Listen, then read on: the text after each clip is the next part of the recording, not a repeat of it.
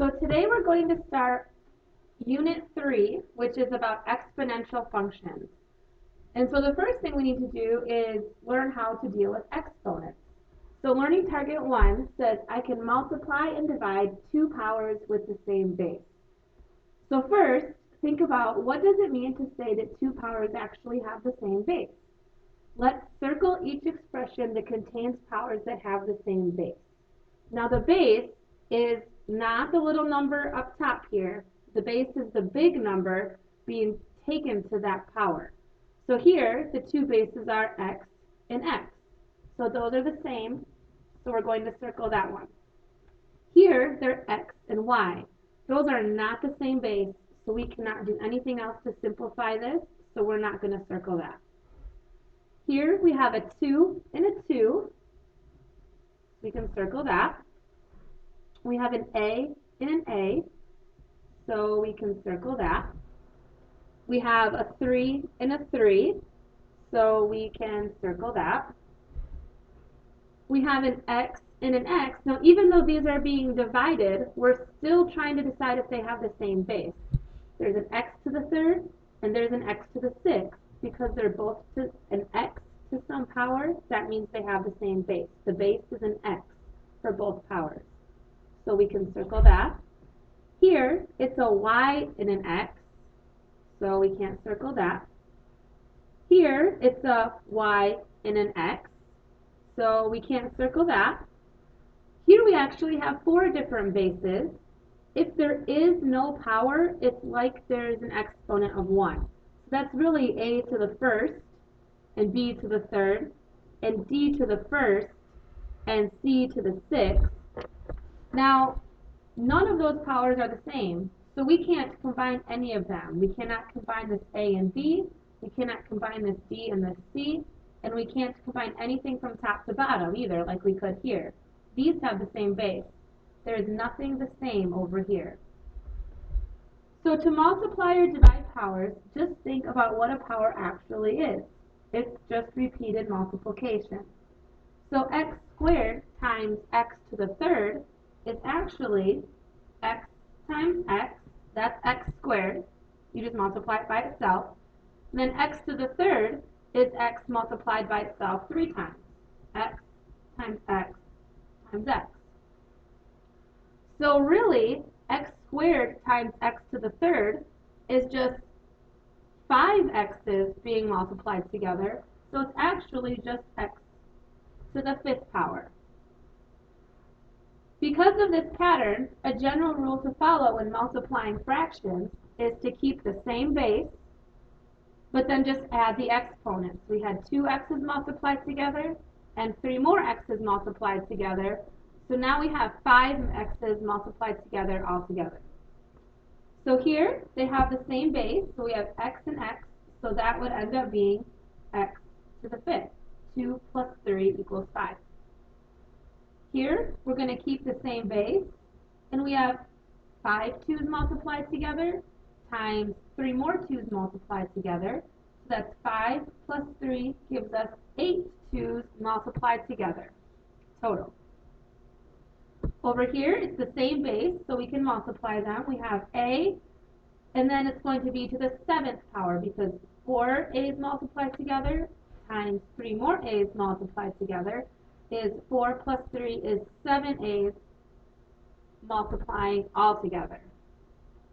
Here we have 3 to the 2nd power and 3 to the 4th power.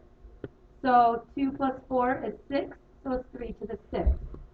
So to get each of these exponents, the 5, the 8, the 7, and the 6, I'm just adding the exponents that have the base of here an x, here a 2, an a, and a 3. Now, to divide powers, think about how fractions can simplify.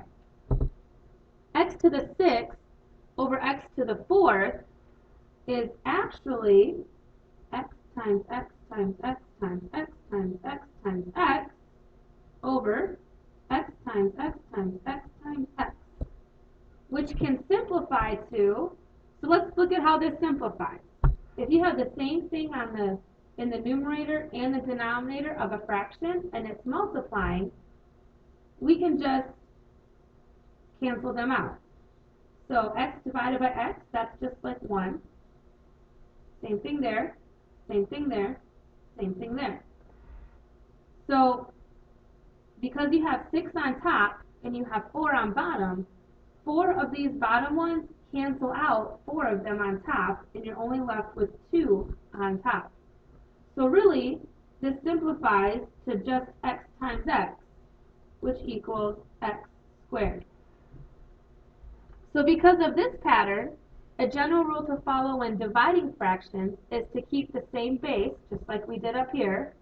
Keep the x or the 2 or the a or the 3, and then just subtract the exponents. So for example, x to the 5th divided by x squared ends up being x to the 5 minus 2, which equals x to the 3rd. You always subtract top minus bottom. It would never be 2 minus 5. It would always be 5 minus 2.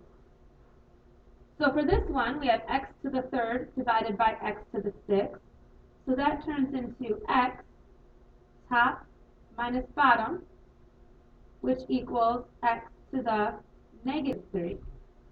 And we'll talk in Learning Target 2 how to handle a negative exponent, but for right now, we'll just leave it as x to the negative 3. For the next one, we have the same base. They're both 2's, so we can combine these, and it's going to be 2 to the 5 minus 4, because it's like you have 5 on top and you have 4 on bottom. So the difference is there's only 1 2 left on top, because 4 of these 2's would cancel out with 4 of the 1's on top, 4 of the 2's on top, leaving 1 2 left. Over here, we need to think of this as a couple separate things. We need to think of this as the a's and the b's, because we can only combine them with the same base. So we have a to the negative 2 minus 5 times b to the 3 minus the negative 6, because it's always the top number minus the bottom. The top number minus the bottom.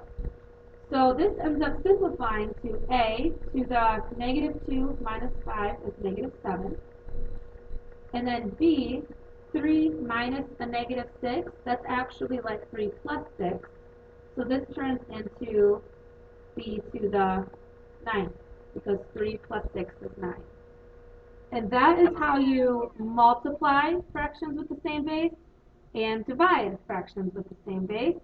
And in the next day or so, we will start talking about how to deal with a negative exponent like negative 7 or negative 3, and what happens if you have an exponent that's actually a 0. Have a good day.